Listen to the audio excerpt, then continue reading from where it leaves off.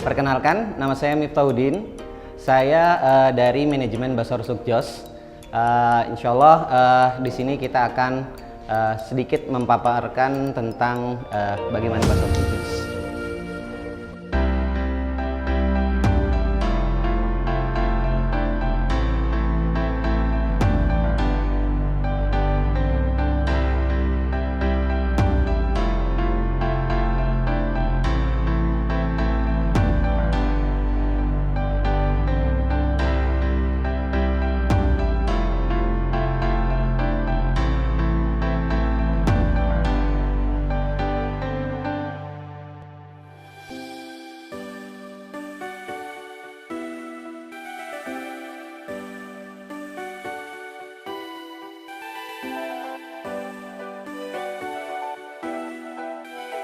Bakso Rusuk Jos asal mulanya, sebelum kita buka Bakso Rusuk Jos, awalnya kan kita ada bisnis makanan juga, namanya ayam penyet Jos dan bebek penyet Jos. Nah, mungkin kata-kata Jos itu mengartikan bahwa yang kita sajikan ada menu-menu pedas. Jadi kita ambil kata Jos biar supaya lebih mudah diingat dan gampang dimengerti bahwa yang pedas itu pasti Jos. Itu kalau dari ayam sampai pindah ke bakso, awalnya memang secaranya bisnis ayam dan bebek ini mau dibesarkan. Ternyata memang kondisi ayam bebek ini sangat pesaingnya cukup banyak gitu. Makanya kita beralih coba ke bakso dan ternyata rezekinya memang di bakso gitu. Cuma memang nggak mudah pindah dari ayam ke bakso gitu, perlu juga perjuangan. Ya banyak kayak misalnya mulai untuk mendapatkan resepnya seperti apa, terus bagaimana bakso ini bisa dikenal dengan cepat bagaimana gitu. Itu perlu yang seperti sering diutarakan bahwa kita perlu inovasi gitu. Jadi perlu ada inovasi-inovasi atau modifikasi bentuk gitu, nggak hanya cuma bulat mungkin gitu ya. Jadi kita coba tuangkan itu ke dalam sebuah bakso gitu. Jadi nggak bentuknya monoton bulat-bulat aja gitu, enggak. Rasa yang pertama kali mungkin lebih enak ya. Yang pertama kali datang itu enak banget sih. Karena dia penasarannya sih cuma sama bakso lavanya aja. Dia kualitasnya lebih bagus. Nggak kayak bakso-bakso yang lain, makanya suka makan. Yang meyakinkan bahwa bisnis bakso ini satu, bakso itu makanan yang bisa disantap sebagai menu utama, juga sebagai camilan. Artinya kalau orang sudah makan di rumah, dia mau makan bakso masih aman gitu, dibanding dia harus makan bebek pakai nasi lagi atau ayam dengan nasi lagi. Jadi kalau bakso itu menunya bisa jadi menu utama atau cemilan. Itu yang bikin di sini di sini bisa berkembang gitu. Cuma nggak hanya itu aja, tapi perlu ada inovasi dan modifikasi.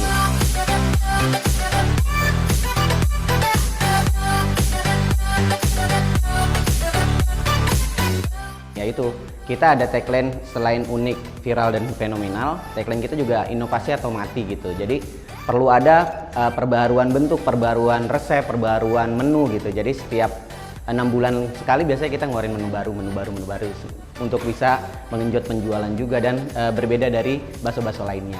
Karena memang awal rusuk itu bakso itu memang rusuk itu gampang diingat gitu ya. Sebenarnya bakso Rusuk Jos itu menu utama awal itu malah bakso mangkok yang tenar sebelum-belumnya. Nah, setelah tenar dari bakso mangkok itulah kita coba untuk modifikasi lagi bentuk bakso seperti apa. Nah, akhirnya tercetuslah rusuk yang lumayan kurang lebih sekitar 30 cm yang cukup besar juga. Akhirnya dinamakan bakso rusuk. Waktu itu bakso rusuk setan gitu ya. Itulah mungkin yang jadi sekarang lebih tenar dengan nama Bakso Rusuk Jos. Kalau untuk Bakso Rusuk Jos, memang target pelanggan tertentu kita kisaran di usia-usia belia yang gemar main Instagram, karena kita memang untuk media kita lebih genjot di Instagram untuk promosi dan pengiklanan gitu. Makanya untuk di usia-usia rentan 19 sampai dengan 30 mungkin masih aware lah untuk Instagram. Nah, untuk yang lainnya di atas 30 mungkin lebih ke informasi-informasi aja gitu ya. Untuk range-nya memang kita lebih ke usia-usia belia sampai 30 tahunan lah. Karena memang yang masih gemar untuk Instagram. Biasanya kalau usia di atas itu biasanya main ke Facebook ya. Nah, kita juga sasar juga pasar Facebook gitu. Jadi memang semua media kita kerahkan untuk bisa mempromosikan, mengiklankan, dan memperkenalkan bakso rusuk Jos.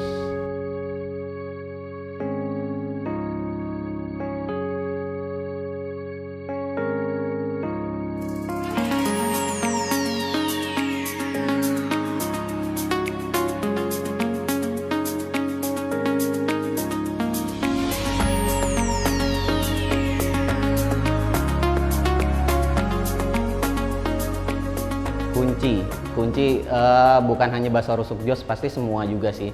Kuncinya sih tekun, ulet gitu. Dan tadi kita perlu ada pembaruan menu atau modifikasi. Ada perbaruan lagi sekarang, sehingga customer pun nggak bosen gitu, menunya itu aja. Jadi setiap kali ke situ, oh ada menu baru, jadi bisa buat dia coba, dia promosikan, dia sebar juga gitu. Jadi memang perlu adanya modifikasi menu dan inovasi baru juga setiap berapa bulan sekali untuk dikeluarkan. Iya. Kalau untuk pemasaran mungkin memang sudah ada strateginya. Jadi memang sekarang ini dunia digital kan cukup lebih diminati gitu ya. Jadi istilahnya anak-anak remaja sudah megang handphone dan sudah kenal dengan Instagram. Nah, disitulah pasar kita bisa masuk gitu. Makanya kita giatkan untuk bermain dengan multimedia atau dengan media gitu ya, media online. Makanya yang sering kita untuk terus dijaga itu yaitu media kita urus tetap iklan atau istilahnya media kita harus tetap aktif gitu untuk memberi informasi, untuk mengiklankan atau untuk memberi tahu tentang lokasi kita terbaru kayak pembukaan cabang baru dan sebagainya. Kita share langsung di media sosial. Jadi memang sangat penting media sosial untuk kita karena memang bakso rusuk Jos besar itu karena media juga, nggak membohongi itu gitu. Kita ada tim namanya tim Markom ya, tim komunikasi, jadi dan digital dan media gitu. Jadi lebih mengurus untuk pengelolaan Instagram, pengelolaan YouTube, website, dan berbau dengan media sosial. Kita buka di 2015 di Mutiara Gading Timur, itu pusat yang pertama. Lalu ada di Narogong, ada di Serpong. Nah, melanjut ke Semanan di 2019, 2019 itu udah di Semanan. Setiap pembukaan cabang pasti ada plus minus. Kayak terakhir kita buka di pembukaan Rempoa itu pas sedang adanya pandemi.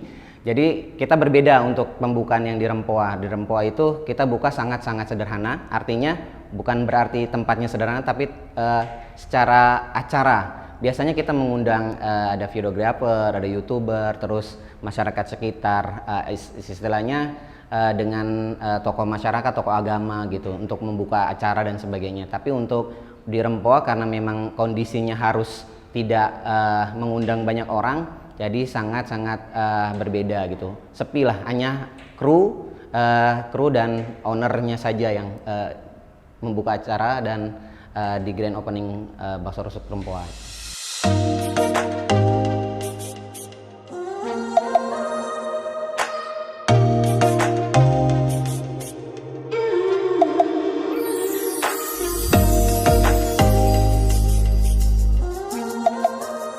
Kalau dibilang kelebihan banyak, yang pasti kelebihan daging. Karena kita full daging gitu. Jadi kita selain ada menu-menu yang original yang biasa gitu, kita biasa ada juga menu-menu yang istilahnya besar-besar gitu, kayak mungkin yang sedang hype sekarang yaitu bakso lava yang di dalamnya ada saus barbecue, ada bakso kecil juga, lalu ada rusuk setan yang memang sudah jadi ciri sekali bakso rusuk Jos gitu, dan ada menu-menu lain gitu. Dan kita juga kenapa berbeda, karena kita ada menu-menu yang di luar ekspektasi orang, seperti kayak misalnya kadang orang berpikiran bahwa bakso itu harus bulat dan bulat itu bakso. Nah, kita menghilangkan itu gitu. Jadi bakso itu sebenarnya bisa bentuk apa aja gitu. Kayak misalnya pernah kita bikin bentuk tar, tumpeng dan sebagainya gitu. Jadi kalau untuk bentuk-bentuk itu kita bisa custom. Kayak yang terbaru di YouTube-nya Mahdalena kita buat bakso kuburan gitu ya. Yang lain dari yang lain gitu ya. Jadi bentuknya benar-benar seperti kuburan, besarnya dan beratnya sekitar 35 kilo. Seperti itu. Jadi memang ada sesuatu yang mungkin kita orang lain nggak pikirkan tapi kita pikirkan. Itulah yang bikin bakso rusuk jos mungkin ya bisa eksis. Untuk inovasi bagusnya tidak ada batas. Jadi benar-benar sedapatnya kita ide dan sedapatnya kita ada masukan atau ada inputan yang bisa memang ternyata bisa diaplikasikan, pasti kita aplikasikan. Misalnya nanti mungkin ada bentuk-bentuk lain, ada bakso dengan nama yang lain lagi, kita juga tidak tahu. Tapi sebisa mungkin inovasi itu harus tetap ada dan tetap bisa dijalankan per 6 bulan. Untuk rasa sudah di bagian awal sepertinya dibanding inovasi. Jadi kalau misalnya memang buka kuliner, yang pertama itu memang harus rasa. Jadi kalau misalnya rasa tidak sekedar enak, lezat, tapi harus ngangenin. Jadi ada tingkatannya gitu. Enak, lezat, ngangenin. Nah kalau udah ngangenin pasti customer akan balik lagi gitu ya. Nah yang pertama itu rasa. Jadi kalau misalnya rasa sudah ngangenin, dia mau dibentuk, mau dibuat, mau dicetak seperti apapun, dia pasti enak. Makanya untuk inovasi harus rasa dulu diutamakan, baru ke inovasi. Jadi kalau misalnya kita mau bikin bentuk yang lain, kita sudah tahu nih bakso kita enak. Artinya menu yang kita hadirkan itu sudah rasanya sudah ngangenin, sudah lezat gitu. Jadi kalau mau dibentuk apapun, insya Allah pasti akan laris dan tanggapannya juga bagus. Untuk memilih tagline itu pastinya karena memang bentuk satu unik. Bentuk kita jarang di bakso-bakso umumnya gitu, unik. Terus untuk viral karena memang kita sudah diliput sudah semua stasiun TV, youtuber juga pernah diliput BBC Indonesia dan disiarkan di Inggris untuk bakso rusuk jos gitu ya. Terus untuk fenomenal karena menu-menu kita fenomenal, terutama yang terbaru ini yang menjadi viral juga itu bakso kuburan. Jadi memang karena bentuk dan yang disajikan berbeda dari yang lain, itulah kenapa ngambil tagline unik, viral dan fenomenal. Karena dari Pak Isa Juarsa sendiri pun sudah menginformasikan bahwa kita memang harus ada share, artinya ada pembagian, ada porsi untuk charity atau CSR ya, di mana yang seperti kita tahu bahwa kalau kita memberi pasti akan balik ke kita juga sama gitu. Artinya semakin banyak kita memberi juga semakin banyak yang akan datang ke kita. Nah, konsep itu yang dipakai. Jadi kita memang ada porsi tertentu kita porsikan untuk charity atau amal gitu, terutama untuk kepedulian kita di tanah Palestina gitu ya, karena memang jadi fokus utama kitanya untuk Palestina sangat fokus utama. Nggak tahu ya, mungkin karena memang ada kedekatan juga, atau memang karena memang Palestina itu memang harus dibantu seperti itu sih.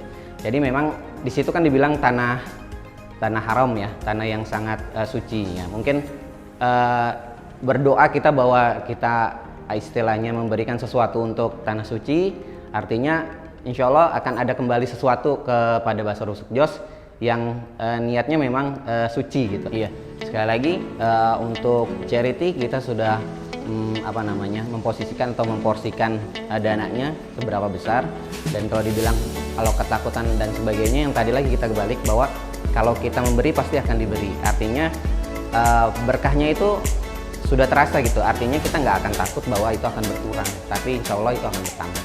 Memang banyak lembaga-lembaga yang bergerak di bidang kemanusiaan dan charity, cuma memang kalau saya lihat dan Pak Isa juga lihat untuk ACT ini memang cukup fokus untuk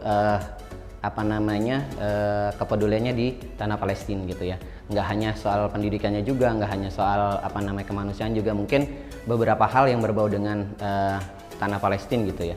Jadi memang kita untuk saat ini memfokuskan, walaupun memang di sisi lain ada porsi lain untuk charity lain gitu. Tapi untuk di bakso rusuk jos sendiri kita setiap bulannya kita ada memposisikan untuk coba dimasukin ke dalam charity di ACT seperti itu. Iya, pelajaran yang bisa diambil bahwa charity atau amal itu mendukung kegiatan kita berusaha. Artinya salah satu bagian penting selain kita tekun, inovasi, berdoa, juga ada sisihan yang bisa disisihkan untuk bisa berkembang di dunia usaha. Artinya dunia usaha kita atau usaha kita bisa berkembang dengan adanya walaupun tidak banyak wajib disisihkan untuk charity atau amal.